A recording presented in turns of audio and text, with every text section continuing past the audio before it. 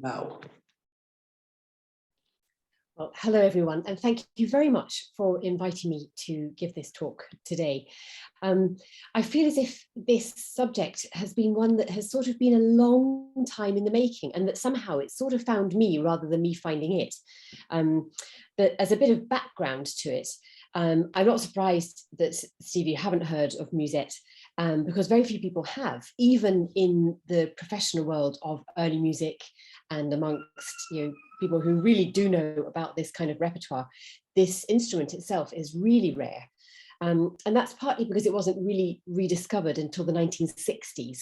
So it had a very short shelf life of about 100 years as a high art instrument, from about 1670 to 1780-ish.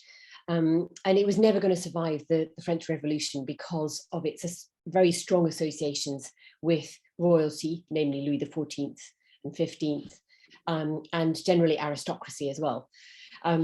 So I wonder if I hold this up, actually, if you can sort of see, this is an example, this is one of my instruments, and it's very similar to the one I'm going to be talking about today. The reason I came to it was that I thought I'd take up a hobby in about 2013, and I always regretted not having learnt Highland pipes at school. I grew up in Aberdeen, and this sat in the back of my mind for decades. And when I thought, oh, I take up pipes as a hobby, I thought, oh, I can't really take up Highland pipes because I live in a semi-detached house. And much as our neighbour says she loves us practicing, I think there's probably a line to be drawn there. And in the meantime, I'd been working in Paris with a French orchestra doing a lot of French Baroque repertoire, and I came across the Musette. And it was partly the repertoire and partly the instrument's unique sound that really drew me to it. And then, so I started learning it. And to cut a long story short, I had to go to Toulouse first to learn it. And then upon the untimely death of my teacher there, I went to Belgium where I did a master's in it. So it became something more than a hobby. And I'd heard about this Musette in the West Highlands Museum. And then I was really very fortunate to be near Fort William on holiday in summer 2021, I think it was. Just as the West Highland Museum opened again. So it was with great pleasure that I was able to go and see this instrument. So why aren't my slides moving? There we go. I thought we'd start with an introduction to its sound world. This was the clip you're going to see here was a lockdown project where we all got to grips with technology and put this together between the three participants of this. One lives in Derbyshire, obviously there's me in Manchester, and then the harpsichordist was at that time living in Cumbernauld.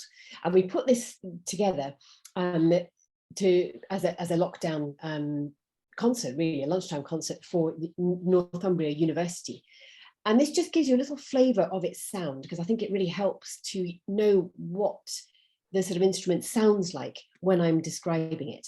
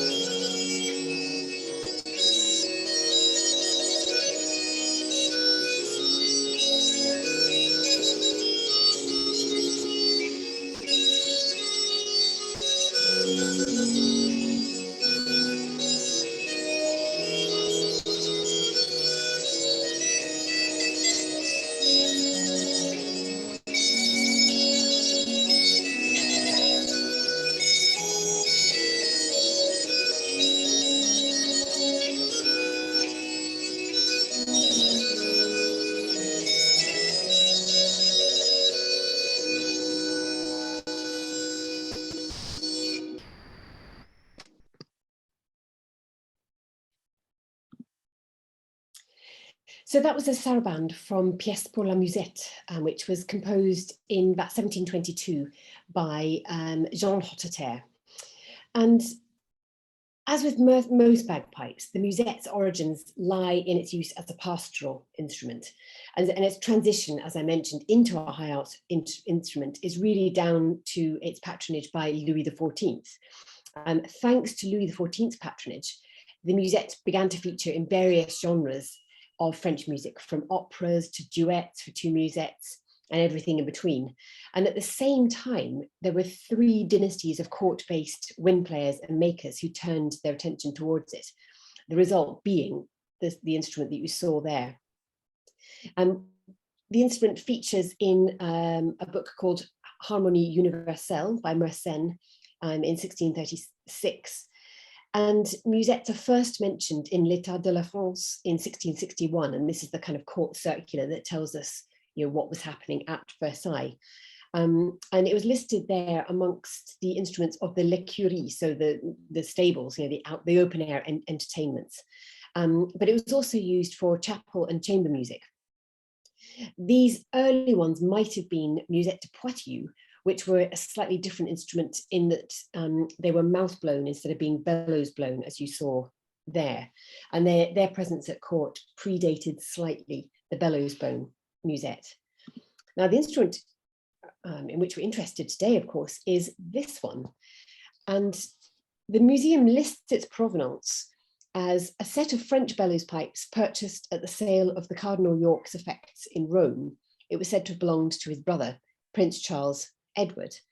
And if we zoom in a bit there's a plaque on the front of the Chalumeau there, which reads, Charles Edward Stuart, last Prince of the Royal House of Stuart.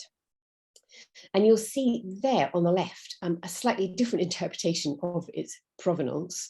So it's taking a little bit of teasing out, and we'll come back to that in a minute. It's all circumstantial evidence. I can't really stress this enough.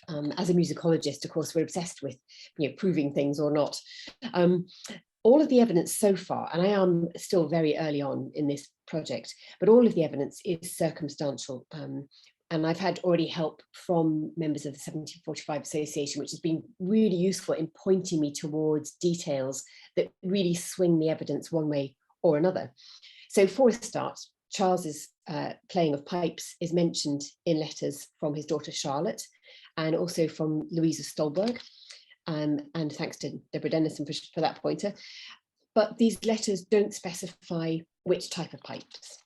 Sir Walter Scott claimed that Charles Edward had several sets of pipes, but he doesn't specify which kind. And he doesn't also say whether he actually played any of them. Scott's name has in fact direct significance in the case of a second musette associated with Charles Edward.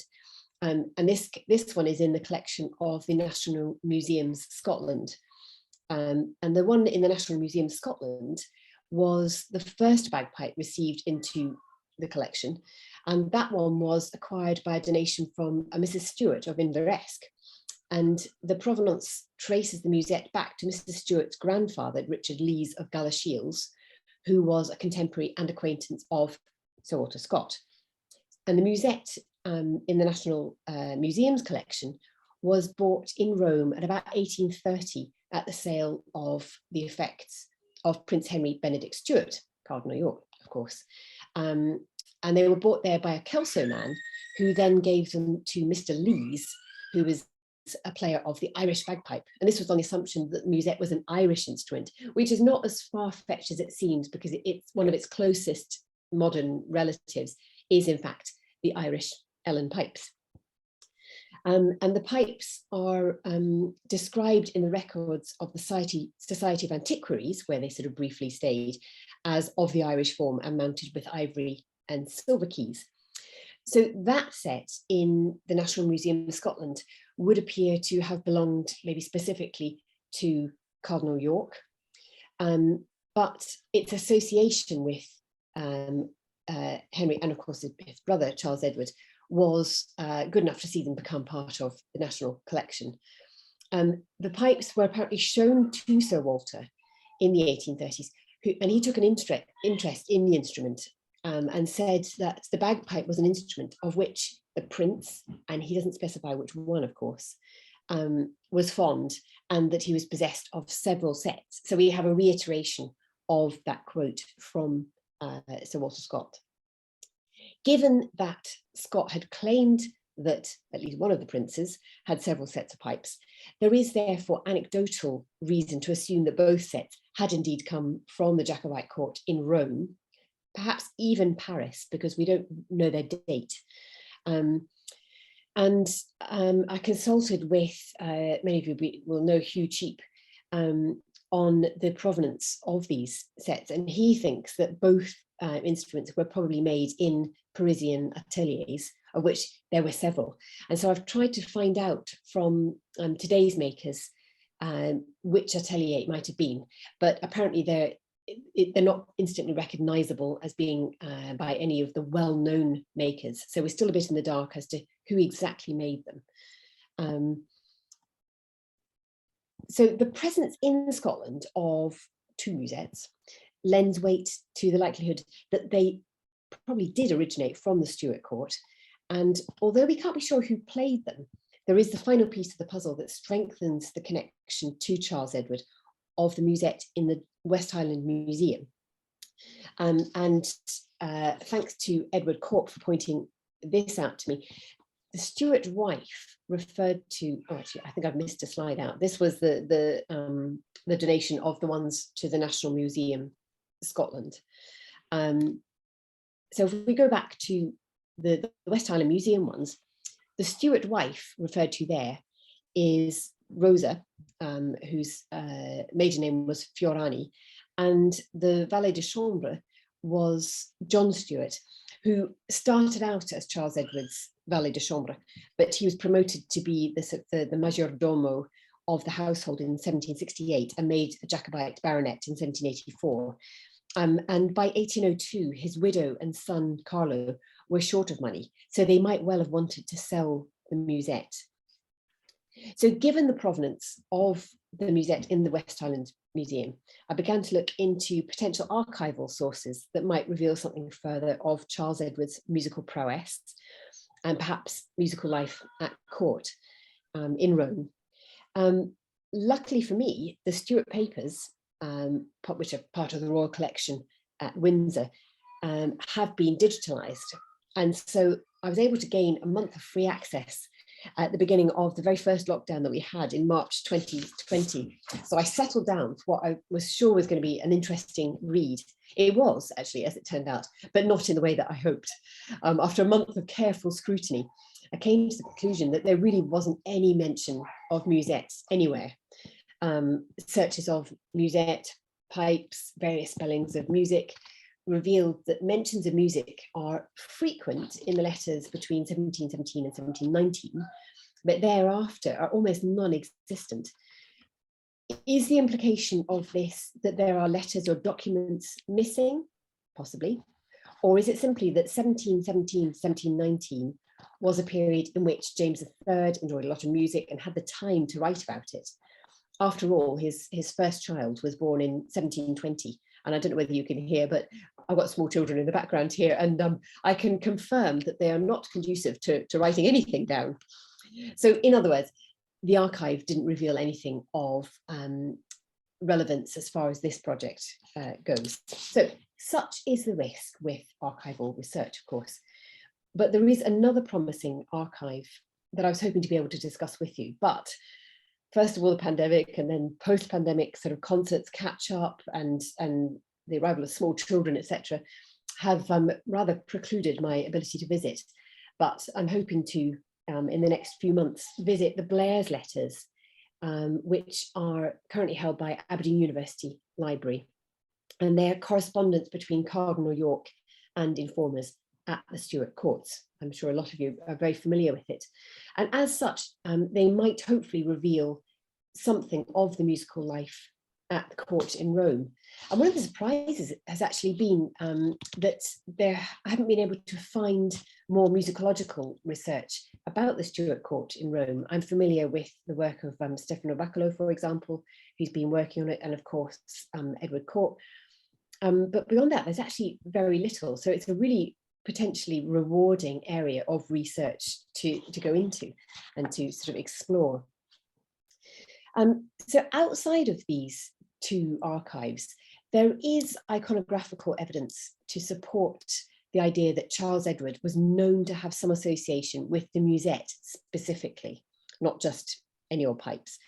In an article in the 2015 Review of Scottish Culture, Dr. Vivian Williams discussed the cultural implications of 4 works of art, tracing the influence of the portrait seen here, should be on the left of your screens, which is of Gaspard de Guidon by Hyacinthe Rigaud. And this was painted between 1734 and 1735.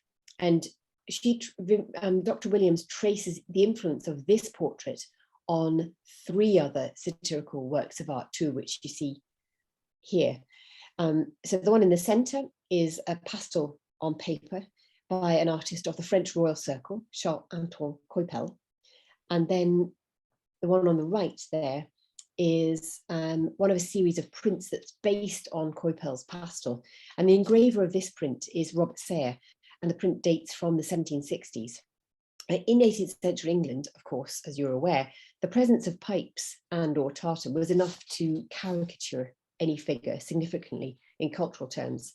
And to almost to prove that this figure was indeed intended as a caricature, the print was listed in Sayre's catalogue of prints under the section Small Mezzotintos, Droll and Humorous Subjects.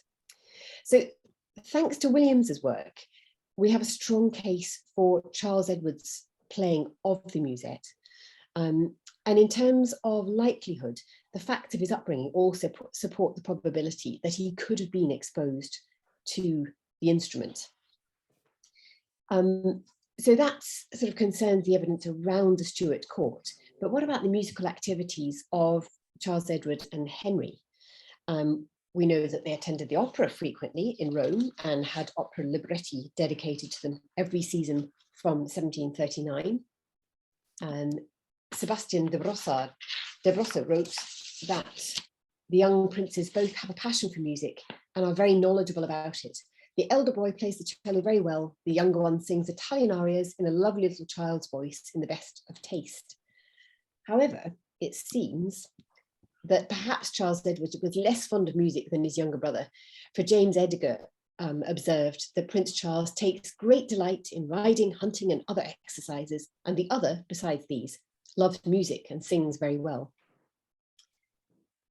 The Duc de Luynes, writing in 1746, confirmed this, saying that both princes are musicians. Prince Charles, he was referring to, plays the harpsichord and the cello. The Duke of York loves music even more than his brother. He accompanied on the harpsichord really quite well. He loves music passionately. Sadly, there is no mention of Charles Edward playing the musette in any of these quotes. However, there is a lovely image of him, described again by James Edgar in November 1742. And James Edgar writes that at night, after a day's strong fatigue, the prince sits down and diverts himself at music for an hour or 2, and plays upon the bass viol very well, for he loves and understands music to a great degree. So we can perhaps imagine Charles Edward maybe also playing his musette during his private evening diversions, and perhaps he played some of the repertoire that was written for the private chamber of Louis XIV or the 15th.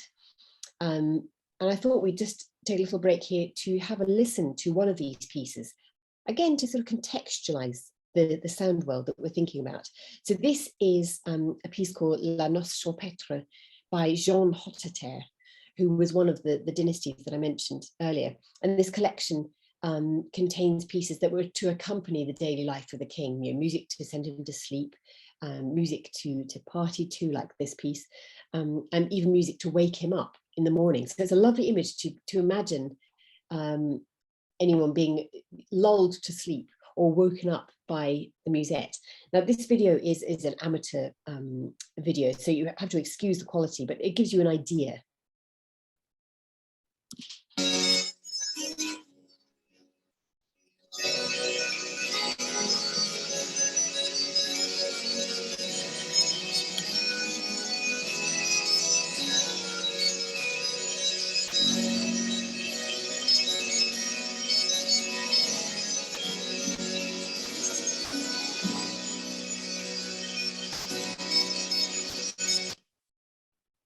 That just gives, it's just a snippet there. And it's a really sort of vitalizing instrument, isn't it?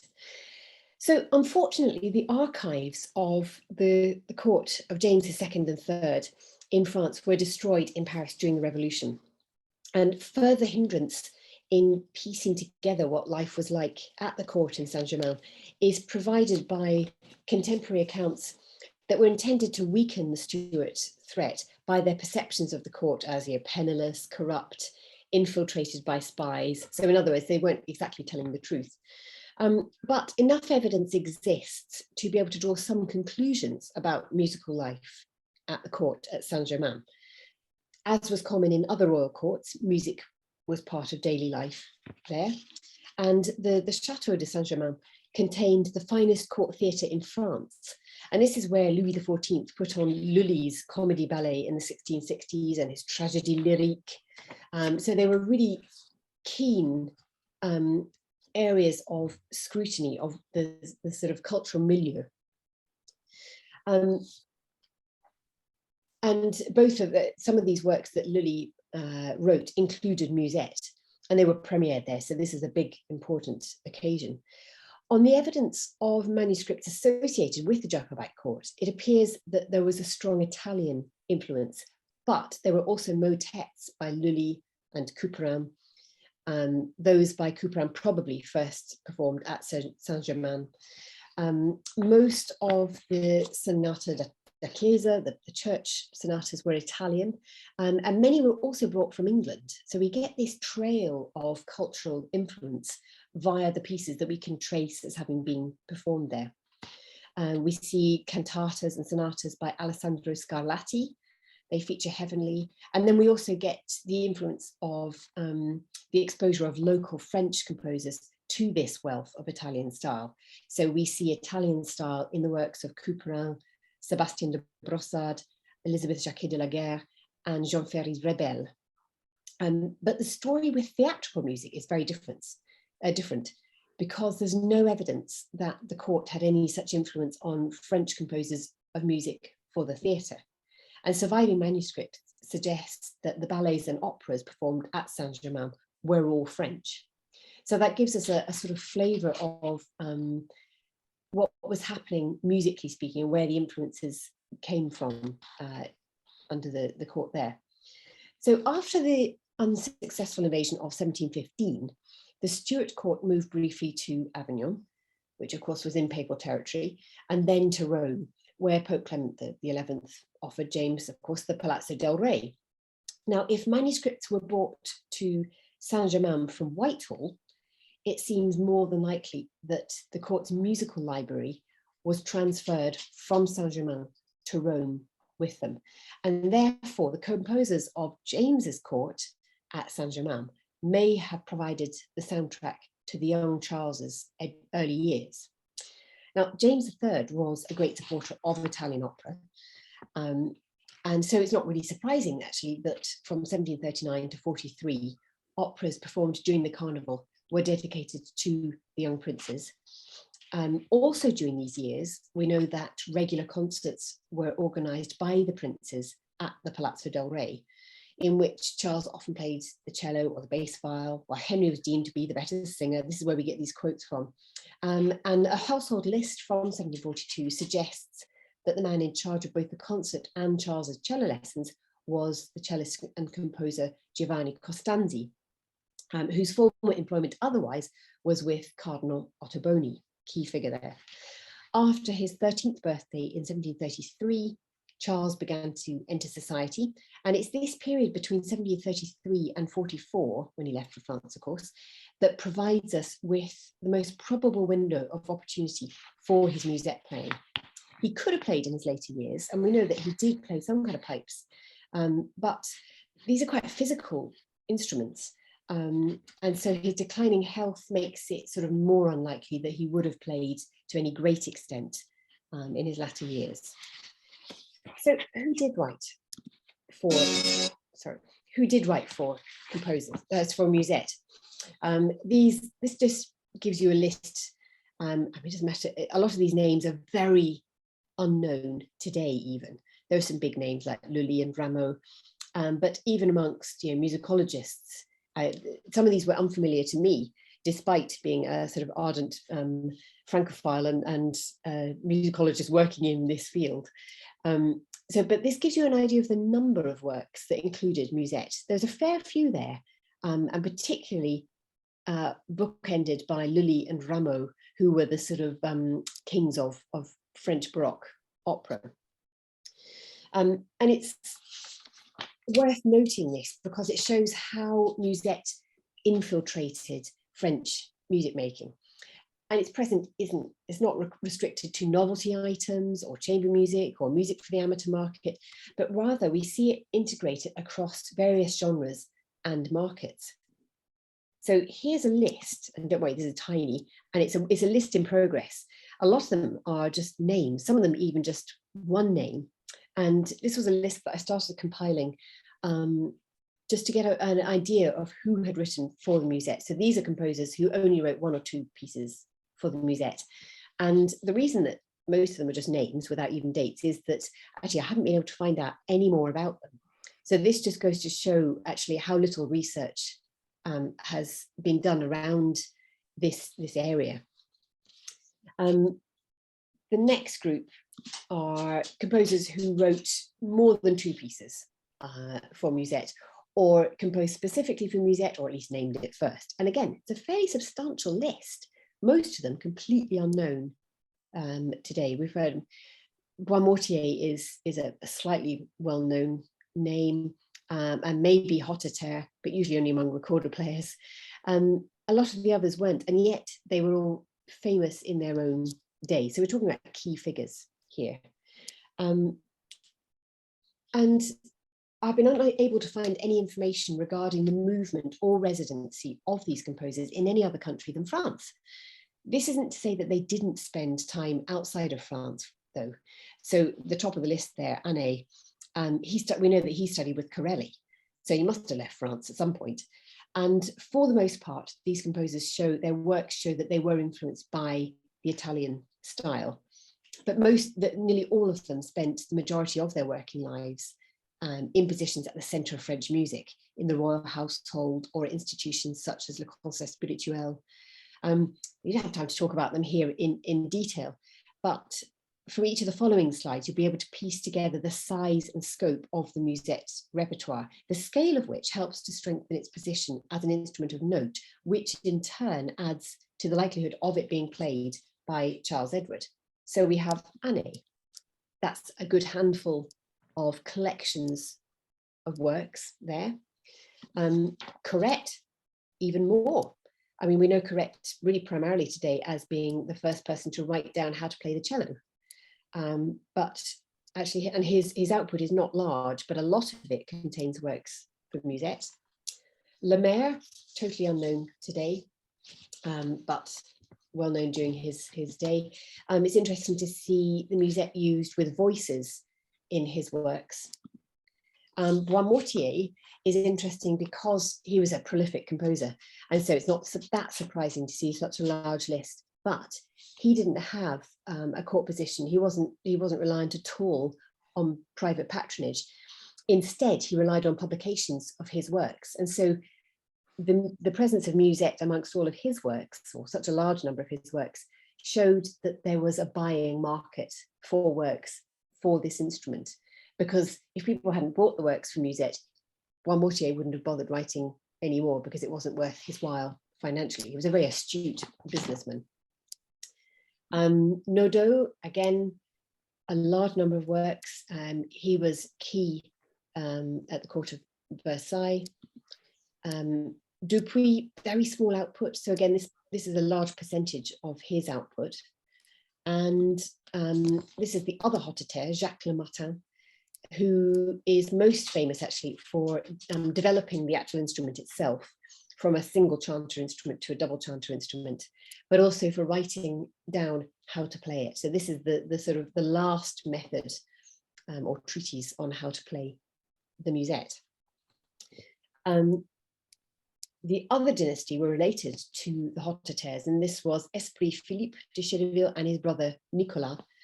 And you can see there, again, a sizable list. And within that list, there's quite a variety of genres for which it was written, so chamber music, even concertos, lots of mixtures with other instruments.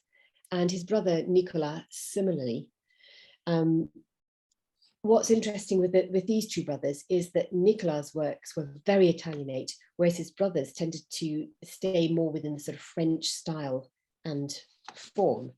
And I thought we'd just have a listen to a little bit of one of these later works. So we've heard some earlier works, and this is a minuet. So French dance is still very popular, even in the Italianate works. But this is from one of the key composers, printed in the 1740s. So this is getting on in the Musette's life. And this is a period in which Charles Edward may well have been playing the instrument.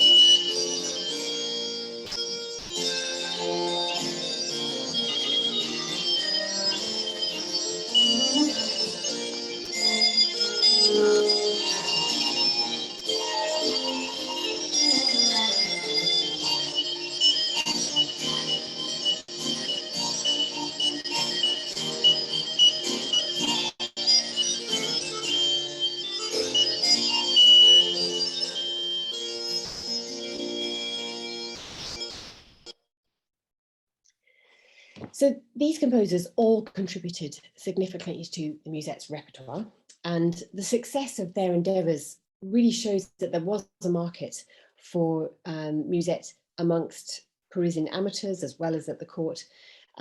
This was used by amateurs to fill their concert au salon, their sort of evening soirees. But the Stuart court was in exile in Rome by the time Charles Edward was born. And as I said previously, there's no evidence to support the existence of any of these composers in Rome yet. But the Stuart court in the Palazzo del Re was always open to visitors, of course, and French visitors were particularly welcome. After all, these are the people amongst whom James III had grown up. So it's not surprising to find, for example, that successive French ambassadors to the papal court behaved as though they'd also been sent as ambassadors to the exiled court of the Stuarts. And this being the case, it's perfectly possible that music could have been brought from Paris to the Stuart court in Rome, where it would surely have been given a favourable reception. We know that evening entertainments began to be offered at the Palazzo del Re from December 1736, when Charles Edward was 16. And we know that regular musical evenings were also held at many of the other palazzi, including those of the Ruspoli family and Cardinal Ottoboni, both of whom were intimate friends of the Stuarts. But what was played at these musical evenings? My research into this is still very much in its early stages. And I have been surprised by the lack of scholarly discussion around this topic, but there's a couple of sort of leads that I'm still following up. They must have been documented to some extent, and I think it's partly just getting to know the archives and where the smaller archives maybe in Rome are. So there's still a large amount of work to be done there. I mean, the fact that there were so many concerts at so many palazzi actually muddies the waters a bit. So it helps to know that Rome in some ways functioned in a similar fashion to Paris. Cardinals at the papal court behaved pretty much as aristocrats did at the French court, and most of them were, after all, actually from families of Italian nobility. So popes tended to sponsor arts such as painting, vocal music, and devotional literature. But unlike the French kings, popes didn't sponsor arts that were considered to be more secular. In Paris, the king supported dance and opera, but popes, and most cardinals too, favoured cantatas, oratorios, and instrumental music.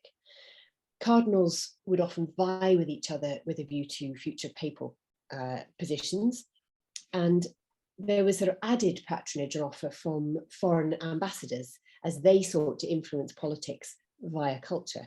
And then finally, added into that mix, you've got churches and charitable foundations, which also provided patronage. So in this way, patronage in Rome was actually more varied than in Paris. I've mentioned Corelli already, and until his death in 1713, Corelli was at the heart of most music making in Rome, and it may be that Corelli's influence continued into the 1730s and 40s, but I need to do a bit more research into that period further before being able to draw any firm conclusions. There are several Italian composers with links to the Stuarts, Alessandro Scarlatti, Giovanni Costanzi, who was music master of Charles Edward and his brother, and Niccolò Gemelli, whose patron in life later was Charles Edward's brother, Henry. But annoyingly, none of these composers wrote for Musette. So I've managed to trace the French composers who did write for Musette, but who I can't prove were in Rome. And I've gone through the Italian composers with links to the Stuart court in Rome, but none of them wrote for Musette. So I haven't found the sort of the key component yet. In fact, so far, I've only found one Italian composer who composed for Musette and who may have had links to Rome, and this is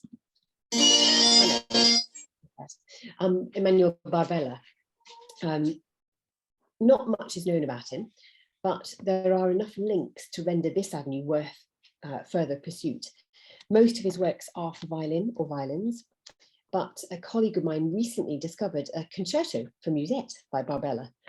And Barbella enjoyed a successful career in Naples, but the exchange of music between Naples and Rome has been long established and must not have been restricted to operas. So it's entirely possible that the works composed in Naples by composers such as Barbella would have been freely available in Rome and known about. And there's another potential link, which is that Barbella almost certainly studied with a highly regarded and very popular teacher, Padre Martini, in Bologna. The exact dates of his study are unknown, but it's possible that he was in Bologna at the same time, or perhaps shortly after the Stuarts. And then in another link, Gemelli was another of Padre Martini's students. Again, we don't know the dates or whether their studies overlapped with each other, but there is at least a possibility that Gemelli at least knew of Barbella, and we know that Gemelli was at the Stuart court in Rome from time to time. So it's not unlikely that Barbella's work could have made its way to the Stuart court in Rome via that link. Now, there's still a lot to do here to discover what Charles Edward might have played on his Musette.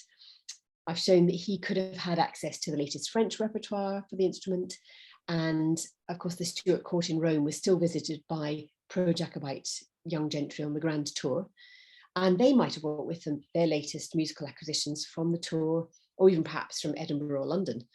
And then we've got Barbella's contribution and potential links. So we've got a fairly wide field of known repertoire from which to choose. And there's still work to be done on pinpointing the opportunities that Charles Edward might have had to play his Musette. This being the case, and I realise I've left it rather open-ended there, but in some ways it's a very rewarding project that doesn't give up treasures immediately. And so actually the fact that I've done a fair amount of work on this and so far have not exactly arrived at conclusions, but I've gone through and explored a lot of different sort of routes, actually makes me more hopeful that there will be something, there'll be that pot of gold at the end. And if not, then actually I've learned a lot about music making around the Stuart courts, which will develop into sort of knowledge sharing at some point. So we've got that sort of wide field from which to choose. And I thought I'd just end with an example of chamber music that was written for two instruments, musette and bassoon, by a composer called Colin Charpentier, about whom actually almost nothing is known, except that he was a virtuoso musette player at Versailles. Now, in this instance, what you're going to hear is played by me and my sister, so two siblings, but I thought it'd be quite a nice image to end on if we imagine that this might have been one of the pieces that perhaps Charles and Henry might have played together during one of their soirees, or perhaps as an evening of diversion.